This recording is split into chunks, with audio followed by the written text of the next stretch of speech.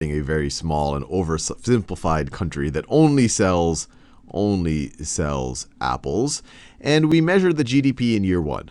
GDP in year one, and we measure that GDP as $1,000. And all of that is due to apples. And we also know that the price of apples in year one were 50 cents a pound. So I'll write it as 50 cents per pound. And let's say that we are now, year one has gone by and even year two has gone by, and we're able to measure the GDP in year two. So GDP in year two is $1,200. And the price of apples in year two, let's just say it is 55 cents a pound. 55 cents a pound. 55 cents a pound. So my question to you is, GDP, the whole point of measuring GDP is measuring the productivity of a country. I mean, we're measuring in terms of dollars, but we care more about just the dollar amount. We really care is, was this country more productive? And if it was more productive, how much more productive was it? And if we just look at these GDP numbers right over here, this $1,000 versus this $1,200, it gives you the sense that, well, at least if you just look at the numbers, $1,200 is 20% larger than $1,000. So if you just look at those numbers right over there, it looks like the GDP grew by 20%. But is that an accurate representation of the productivity of this country? Did it actually produce 20% more goods? And a big clue is looking at this price here, because some of this GDP actually might have increased just due to price. But that doesn't actually make the country more productive. The quantity, the extra quantity of apples that the country produces is actually what adds to the total productivity. One way to think about it, let me draw a little diagram over here. Let me draw a little diagram. On this axis, I'll do quantity. On this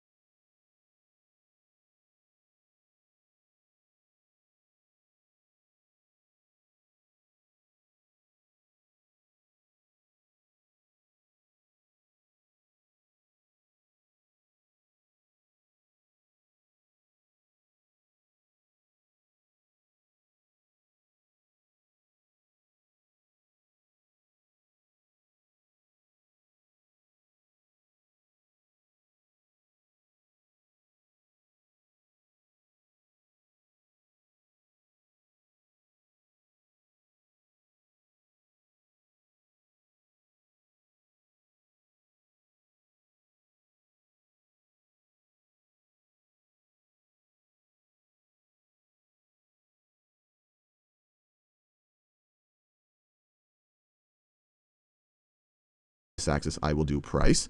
And P1, so if I want to figure out the GDP in year one, I would have the price of apples in year one. That's the only good or service, just to simplify things, times the quantity of apples in year one. And then this right over here, the area of this green rectangle would be GDP in year one.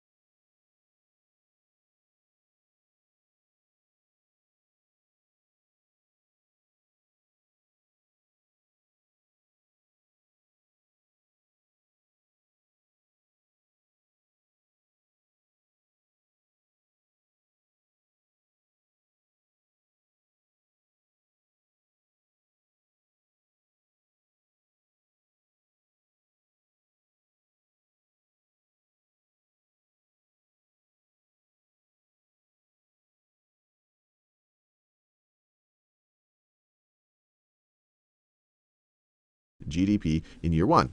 And then GDP in year 2 would be the price in year 2. So we're going to go from 50 cents to 55 cents. The price in year 2 times the quantity in year 2. We'll assume some growth has occurred times the quantity in year 2. And so GDP in year 2 would be the area of this entire rectangle. And if we want to find the difference between GDP in year 2 and GDP in year 1, it would be the difference in area. So it would be what I am shading in blue right over here. And based on the numbers that we went over right over here, the area that I'm shading in blue, so the difference between GDP in year 2 and GDP in year 1, the area I'm shading in blue, would be this 200, the 200 increment. That would be so this area right over here would be that 200. Now, when you look at it over here, you see that 200, some of it is due to an increase in quantity. Some of it is due to an increase in quantity, but a lot of it is also due to an increase in price. So if we really wanted to figure out how much more productive the country got, and we still want to measure GDP in dollars, maybe we can take a measure of GDP that measures year 2's GDP, but it does it in year 1's prices. So if we could somehow multiply year 2's quantity by year 1's prices, then we would get this rectangle right over here. We would get this rectangle right over here. And then the difference between that and year 1 would give us the incremental GDP in year 1 prices due to quantity. And that's what we care about. We care about total productivity when we're thinking about GDP. We want to say how much more productive did the country get. So let's try to do it with these numbers right over here. So we can figure out quantity 2. We can figure out the quantity in year 2 just by dividing the GDP by the price. Just by dividing this area of the entire blue rectangle and dividing it by the price, that'll give us the quantity. So if we divide 1,200 divided by 55 cents, I'll get my calculator out. So if I do 1,200 divided by 55 cents, this is my quantity of apples in pounds in year 2, and I'll just round it, 2182. So this is 2182. So the quantity in year 2 is 2182 pounds. 2182 pounds. And then so this is equal to that. And then I could multiply this times the price. So this is this quantity, it's 2,182 pounds. And then I can multiply it times the price in year 1, in year 1's price. So I'm going to multiply it times P1 is equal to 50 cents a pound. 50 cents per pound. And this will give me, so let me just get my calculator. I should be able to do that one in my head, but let's see, 0.5. And I get 1090, I'll just say 10, I'll round it to 1091. So this is equal to 1091. And this is an interesting number. So this is, you could view this as year 2's GDP, GDP in year, or adjusted for, all right, adjusted for prices, or adjusted for price increases, or you could say in year 1 prices, in year 1 prices. And what's useful about this is, this says, look, if prices had remained constant, this is what our GDP would have gotten to. If prices did not increase, our GDP would have gotten to this 1091. 1091 is this area that I drew in pink here. And so now you can say if prices were held constant, the growth in GDP would have been $91, not $200. So this area right over here that actually, let me do it in a color, let me do it in orange maybe. This area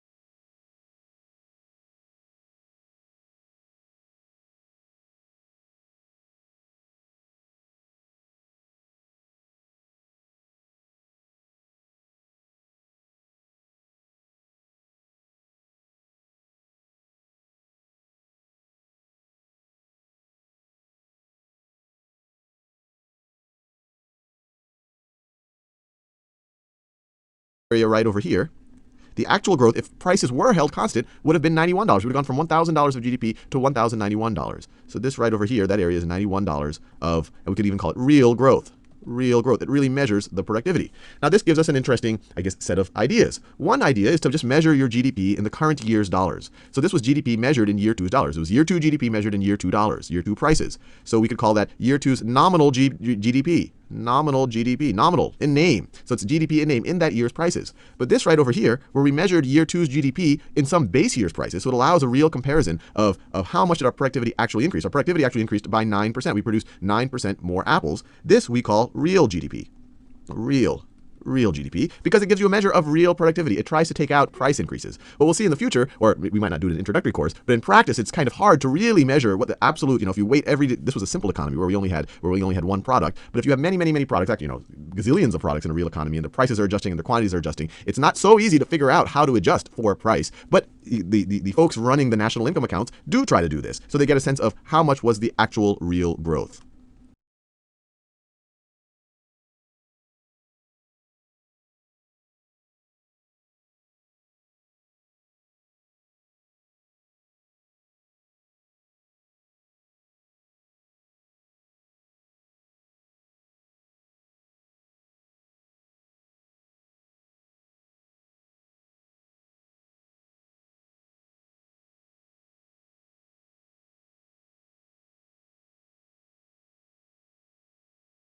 Let's say that you agree to lend me some money. Say you agree to lend me $100. And I ask you, all right, do I just have to pay you back $100? And you say, no, you want some interest. And I say, how much interest? And you say that you are going to charge me 5% per year interest.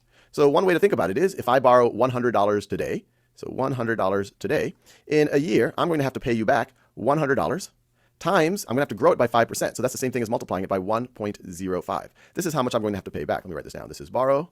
This is what I'm going to have to pay back. And so this interest rate, that just the face value of how much more I'm going to have to pay back, this is known as the nominal interest rate. Nominal interest rate. And we can compare this to the real interest rate. And you might say, why do we need some other type of interest rate? Well, even though on the face value, I'm paying you back 5% more, that doesn't necessarily mean that you're going to be able to buy 5% more with the money that you get paid back. And you might guess why that is the case. Because of inflation. $105 will not necessarily buy you in a year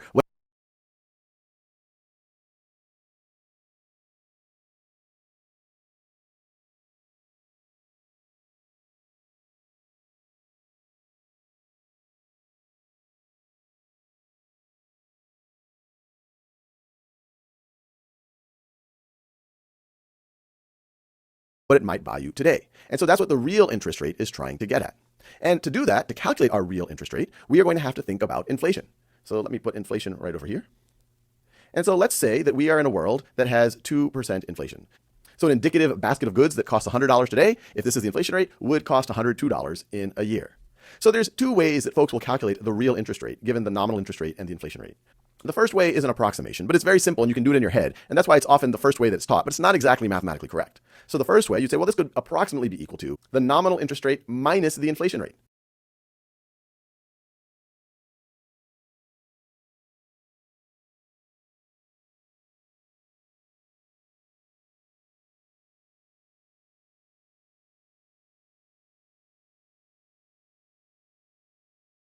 So you could say this could be approximately equal to 5% minus 2%, which would be equal to 3%. And this is a decent approximation.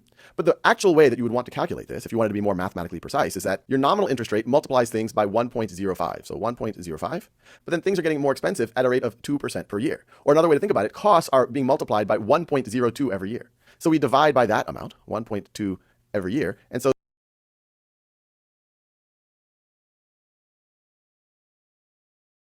this was going to give us 1.05 divided by 1.02 is equal to 1.0294. 1.0294. And another way to think about it, we just got a much better sense of what the real interest rate is. It's actually much closer to 2.94% interest. And this is a very small difference. And so that's why people like this method. You can do it in your head, and it got pretty close. But keep in mind, even very small changes in interest can make a big deal when we compound over many years. And in other videos, we've talked about compounding. Let's say that you agree to lend me some money. Say you agree to lend me $100. And I ask you, all right, do I just have to pay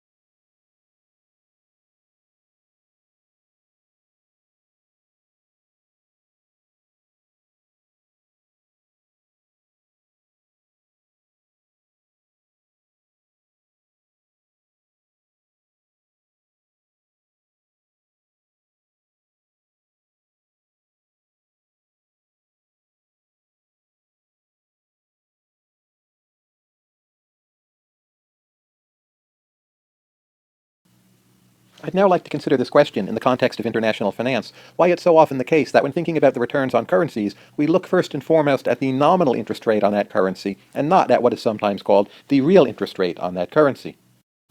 So just to review terms, the nominal interest rate, that's the published rate, it's the rate you hear about. It may be 1%, 3%.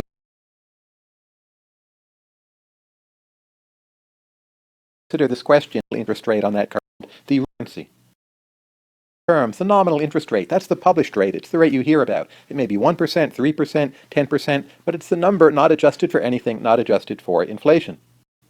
The real interest rate is the nominal rate, but adjusted for domestic inflation. So for instance, if you have a nominal rate of about 10%, and you have a domestic rate of inflation of about 5%, well, we say the real interest rate. When we talk about exchange rate, we need to differentiate between two types of exchange rates: nominal exchange rate and real exchange rate. What do we mean by nominal exchange rate? This is the exchange rate you find in any bank, such as Commonwealth Bank, St. George Bank, NAB Bank, which refers to what? This is the price of one currency in terms of another currency.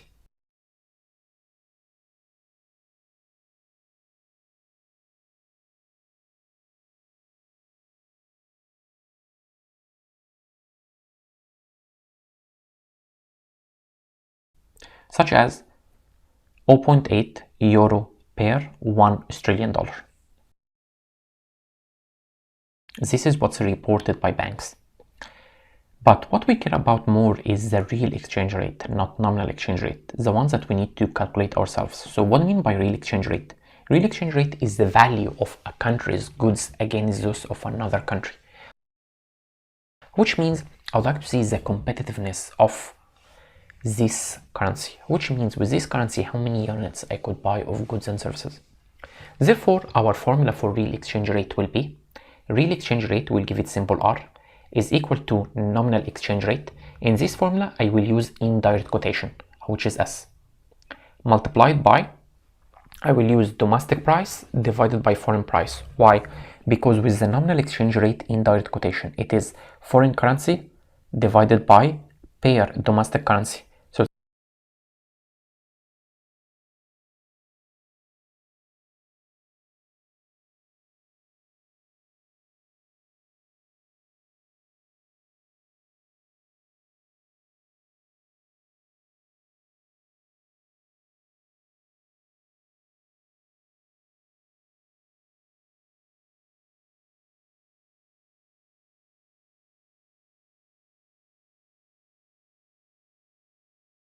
Discover that here the foreign currency will offset the foreign price and the domestic currency will offset domestic price. And that's why if we use direct quotation, I need to swap the foreign price with the domestic price. Therefore, this is the formula we use for indirect quotation. The quotation will make a difference in our formula and how we're gonna interpret the formula. Therefore, in this video, we will stick with indirect quotation. So let's get an example. We know that the real exchange rate equal nominal exchange rate using indirect quotation multiplied by domestic price divided by foreign price, which would be star. So let's assume that our nominal exchange rate, which is 0.8 euro per Australian dollar, and here we refer to indirect quotation, and let's assume that the iPhone in Australia is worth 2,000 Australian dollars and the iPhone in Europe, in Italy, it worth 1,600. Therefore, what will be our real exchange rate? Real exchange rate is equal to nominal exchange rate of 0.8 multiplied by domestic price of 2,000 divided by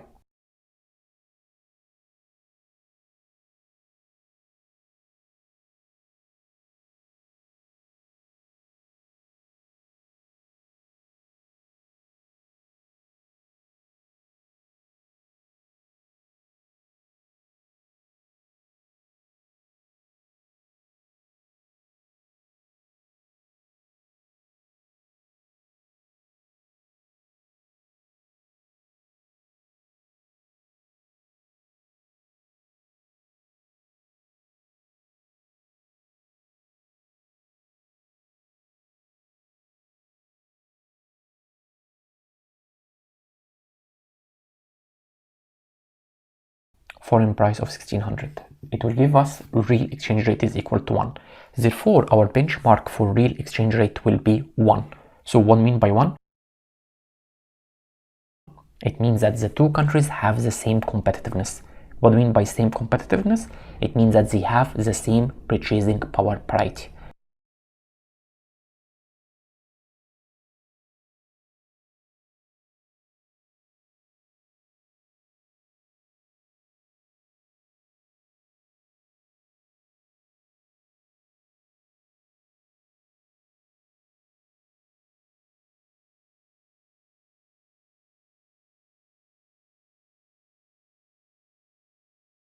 The same purchasing power capacity.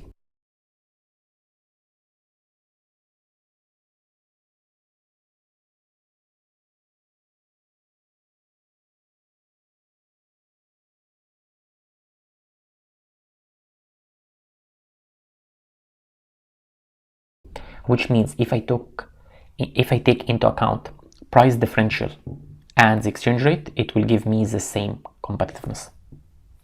Then let's assume that in Australia we increase the price of iPhone. So we will have the same exchange rate, 0.8 euro per Australian dollar.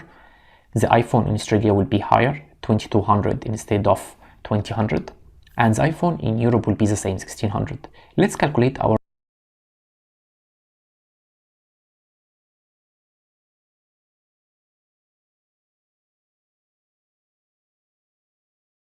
real exchange rate. Is equal to nominal exchange rate of 0.8 multiplied by our new domestic price 2200 divided by foreign price 1600. Therefore, our R will be 1.1.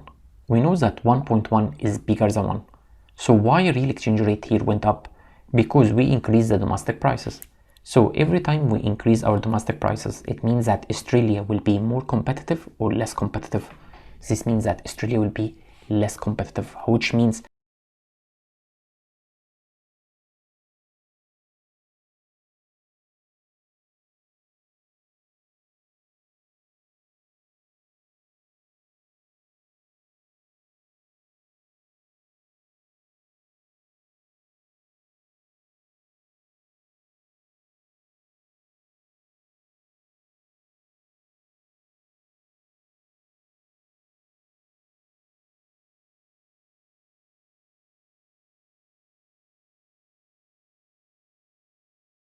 our domestic goods will be relatively more expensive.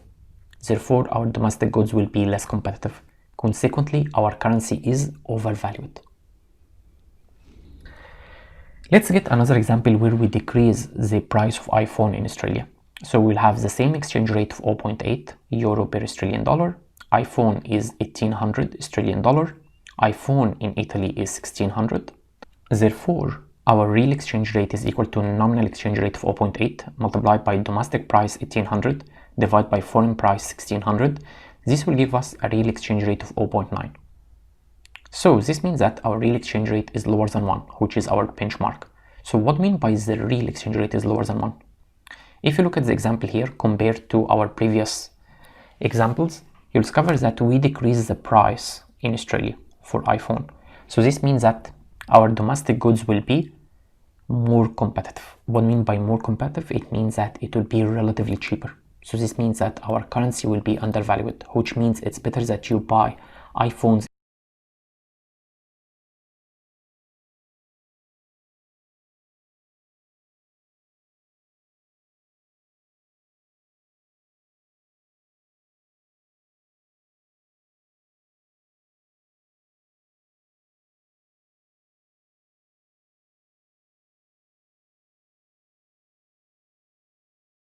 in Australia compared to Europe. Why? Because it will be cheaper in Australia compared to Europe.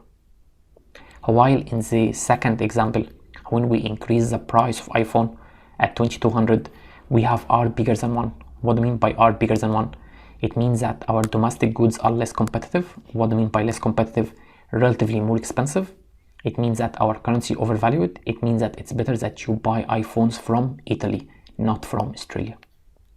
While our first example, R equal to 1, it's same purchasing power